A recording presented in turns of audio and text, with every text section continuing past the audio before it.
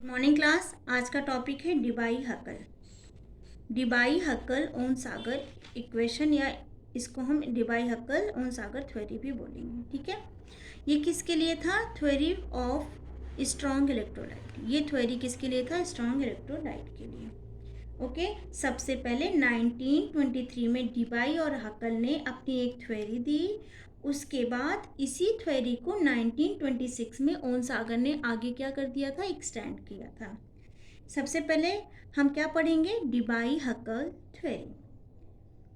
इन्होंने क्या किया? इन्होंने कुछ ऐसे इलेक्ट्रोलाइट लिए जो सॉलिड स्टेट में भी कंप्लीटली क्या हो जा रहे थे? आयनाइज्ड होते थे।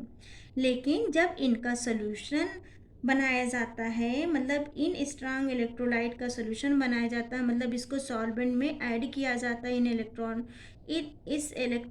इस स्ट्रॉन्ग इलेक्ट्रोलाइट को जब सॉल्वेंट में ऐड करके इनका सोल्यूशन बनाया जाता है, तो ये A+ और B- आयन है जो मूव करने के लिए, जब इनका जो स्ट्रॉन्ग इलेक्ट्रोलाइट है, इनका जब हम सॉल्यूशन बनाते हैं तो एक सॉल्वेंट लेते हैं, और ये जो सॉल्वेंट होता है वो इस इलेक्ट्रोलाइट के A+ और B- आयन को फ्रीली मूव करने के लिए एक मीडियम प्रोवाइड करा रहा है ताकि इनकी कंडक्टेंस बनी रहे। अब ये जो आयन है ये पॉजिटिव और नेगेटिव हैं यदि सॉलिड स्टेट में है। दूसरे, अभी मैंने बताया कि इनकी जो थ्योरी थी वो किस पे थी? स्ट्रॉन्ग इलेक्ट्रोलाइट पे थी, और सॉलिड स्टेट में भी ये पॉजिटिव और नेगेटिव आयन में मतलब सॉलिड स्टेट में भी ये पॉजिटिव और नेगेटिव आयन में कंप्लीटली आयनाइज्ड हो रहे थे। ठीक, मैंने एक सॉल्वेंट प्रोवाइड किया। ये सॉल्वेंट क्या कर रहा था? एक मीडियम प्रोवाइड कर रहा था इनको ईजिली फ्रीली मूव करने के लिए।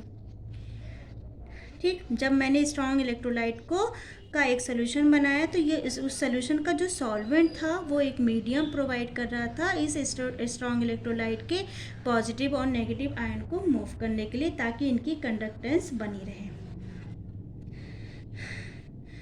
ये आयंस पॉजिटिव A+ और B- यदि सॉलिड स्टेट में हैं तो एक दूसरे से बाइंड होते हैं और ये मूवमेंट नहीं कर पाते। लेकिन जब हम इनको सॉल्वेंट में डिसॉल्व करते हैं, टूट तो जाते हैं स्ट्रॉन्ग इलेक्ट्रोलाइट में लेकिन मूव नहीं कर पाते। लेकिन जब हम इनको A+ और B- को सॉल्वेंट में डिसॉल्व करते हैं तो ये आयन आसानी से क्या करने लगते हैं? मूव करने लगते हैं।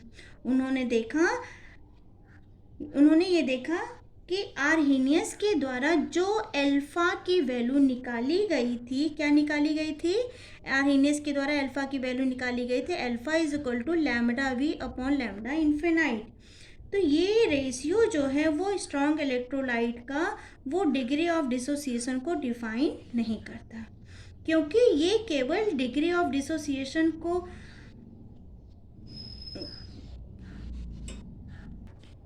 क्योंकि ये जो वैल्यू है ये केवल डिग्री ऑफ डिसोसिएशन को ही नहीं बल्कि डिफरेंट कंसंट्रेशन पे इक्विवेलेंट कंडक्टेंस का क्या होती है? रेशियो होती है।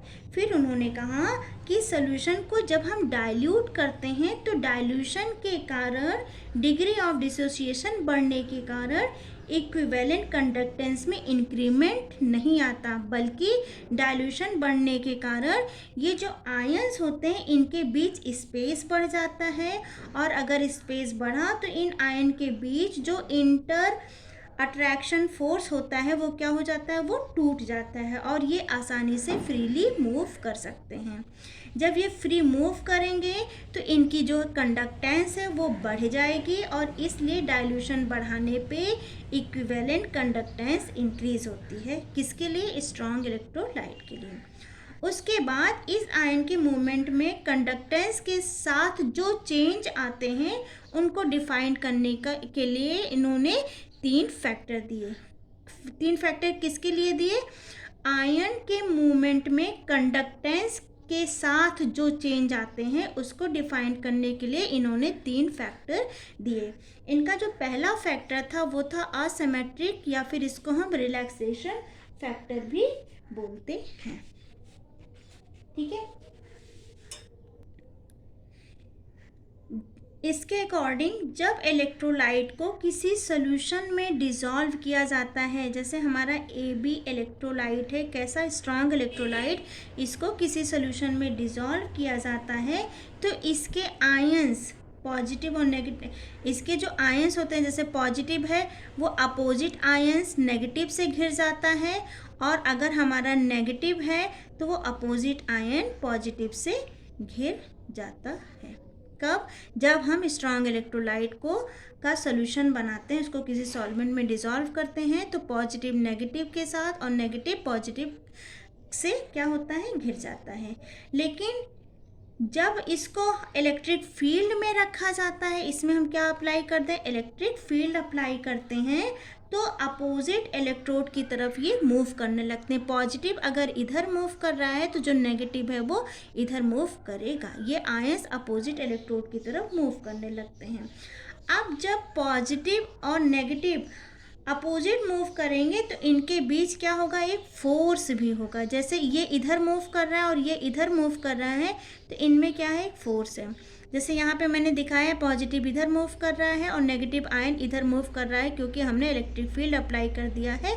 तो नेगेटिव पॉजिटिव इलेक्ट्रोड की तरफ और पॉजिटिव नेगेटिव इलेक्ट्रोड की तरफ मूव करने लगेगा, और उस मूव करने के कारण इन आयंस के बीच में भी क्या है, एक अट्रैक्शन फोर्स है, फोर्स भी लगेगा, जिससे इसका जो मूवमेंट है, जो फ्रीली एक मूवमेंट होना चाहिए वो मूवमेंट ना हो करके क्या हो जाएगा, इसका मूवमेंट जो है वो कम हो जाता है, और अपने आप को स्टेबल करने के लिए ये वापस से सिमेट्रिक फील्ड में आने की कोशिश करने लगता है।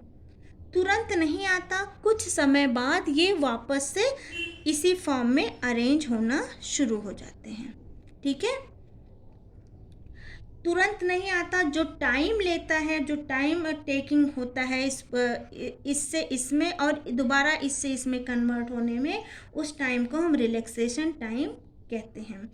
मूवमेंट रुकने के कारण इनका जो कंडक्टेंस है वो क्या हो जाता है, कम हो जाता है, और इसी फैक्टर को कैलकुलेट किया किससे, बी से। बी इज इक्वल टू क्या हो जाएगा आपका 8.20 इंटू 10⁵ अपॉन dt 3/5। ठीक, अब इन्होंने क्या किया, दूसरा फैक्टर लिया। दूसरा फैक्टर इनका था ये H है, इलेक्ट्रोफोरेटिक इफेक्ट। ठीक है, ये इफेक्ट सॉल्वेंट के कारण क्रिएट होता है।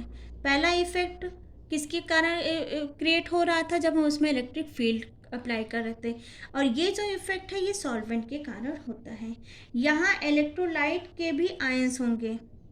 ठीक है, इलेक्ट्रोलाइट्स के कौन कौन से आयन हैं आपके, A+ और B-, और सॉल्वेंट हमने कैसा लिया है, पोलर, तो सॉल्वेंट में भी आयन होंगे पॉजिटिव और नेगेटिव।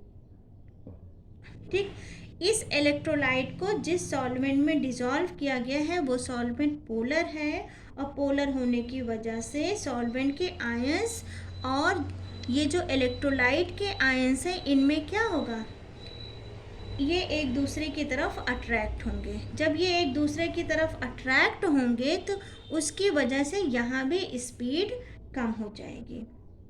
ठीक, जैसे हम यहाँ देखिए, ये आपका मान लो ये नेगेटिव और ये पॉजिटिव है। ठीक है, ये आपका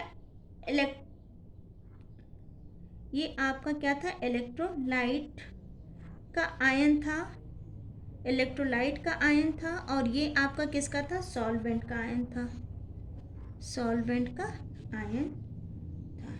ठीक है, अब ये भी क्या है, अपोजिट डायरेक्शन में क्या करने लगेंगे, मूव करने लगेंगे, लेकिन इनमें भी क्या है, एक अट्रैक्शन फोर्स है, जिसकी वजह से ये क्या हो जाएंगे, इनकी भी स्पीड कम हो जाएगी, और अगर स्पीड कम होगी तो इक्विवेलेंट कंडक्टेंस की वैल्यू भी क्या हो जाएगी, डिक्रीज हो जाएगी। इसे A से डिनोट किया जाता है, और A की वैल्यू होती है 82.48 अपॉन dt 3/2। थर्ड फैक्टर इन्होंने दिया था मीडियम इफेक्ट को। Mobility of ions depends on viscosity of medium. इन्होंने बोला था कि जो किसी भी आयन की जो मोबिलिटी होती है वो विस्कोसिटी पे डिपेंड करती है। तो डिबाई हकल ओनसागर इक्वेशन, तो इन्हीं 3 फैक्टर का जो इक्वेशन निकल के आया, इन इक्वेशन को यूज़ करते हुए ओन सागर ने इसको और मॉडिफाई किया और स्ट्रॉन्ग इलेक्ट्रोलाइट के लिए एक इक्वेशन दी जिसे कहा गया डिबाई हकल ओन सागर इक्वेशन। इसमें इन्होंने क्या बोला था, जो आपका कंडक्टेंस V है वो किसके इक्वल था, conductance infinite minus A plus B lambda infinite और रूट C, जहाँ पे A और V अभी हमने लिखा था, ये A की वैल्यू थी, इसके पीछे हमने V की वैल्यू फाइंड आउट की, तो यहाँ पे रख के हम आसानी से इसको कैलकुलेट कर सकते हैं। आई होप आपको समझ में आया होगा। Thank you.